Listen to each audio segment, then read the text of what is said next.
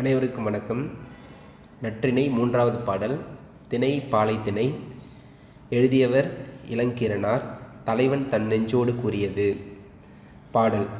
ஈன்பருந்து உயவும் வான்பொரு நெடுஞ்சினை பொறியரை வேம்பின் புள்ளி நீழல் கட்டளை எண்ண இட்டு அரங்கி இழைத்து கல்லாச்சிறார் நெல்லிவட்டு ஆடும் வில்லேர் உழவர் வெம்முனை சீரூர் சுரன் முதல் வந்த உரன்மாய் மாலை உள்ளினன் அல்லனோ யானே உள்ளிய முடித்தன்ன இனியோல் மனைமான் சுடரோடு படற்பொழுது எனவே அப்படின்னு சொல்கிற பாடல். பாடியவர் இளங்கீரனார். இந்த பாடலில் இளங்கீரனார் அவர்கள் ஒரு 3 முக்கியமான விஷயங்களை அந்த காலத்தில் நடந்த ஒரு நிகழ்வுகளை பதிவு செய்கிறாரு. ஒன்று இந்த பருந்து அடை காக்கக்கூடிய ஒரு நிகழ்ச்சியை சொல்கிறாரு.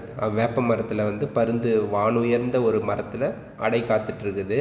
அதுக்கு பக்கத்தில் சிறுவர்கள் நெல்லிக்காயை வச்சு வட்டாடக்கூடிய ஒரு அரங்கு அமைச்சு வச்சு விளையாடக்கூடிய ஒரு தன்மையை சொல்கிறாரு.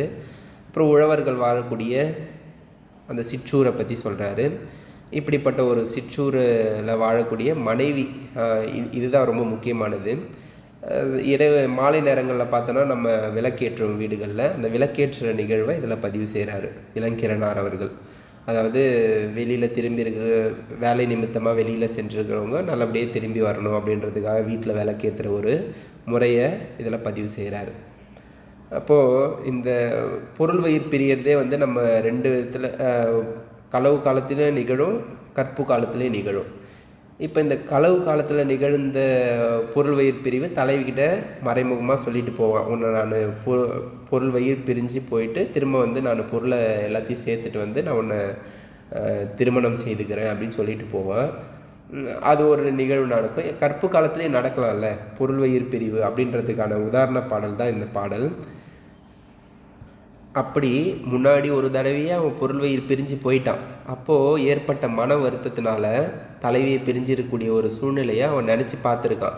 அப்போ திரும்பவும் அவனுக்கு ஒரு தலைவியை பிரிஞ்சு போகக்கூடிய ஒரு சூழ்நிலை ஏற்படுது. அப்போ என்ன சொல்கிறான்னா, ஏற்கனவே எனக்கு இந்த நிகழ்வு ஏற்பட்டிருக்குது, தலைவியை பிரிஞ்சு நான் கஷ்டப்பட்டது, தலைவியை பிரிஞ்சு எப்படிலாம் கஷ்டப்பட்டுருப்பா அப்படின்றத நான் மனசில் நினச்சி பார்த்துட்டேன். இனிமேல்ட்டு நான் ஒரு தடவை நான் என்ன பண்ண மாட்டேன், இந்த பொருள் வயிறு பிரிஞ்சு அப்படின்னு சொல்கிற ஒரு தன்மையை நான் மேற்கொள்ள மாட்டேன் அப்படின்னு சொல்கிற அந்த தொழிலை அவன் விட்டுறான்.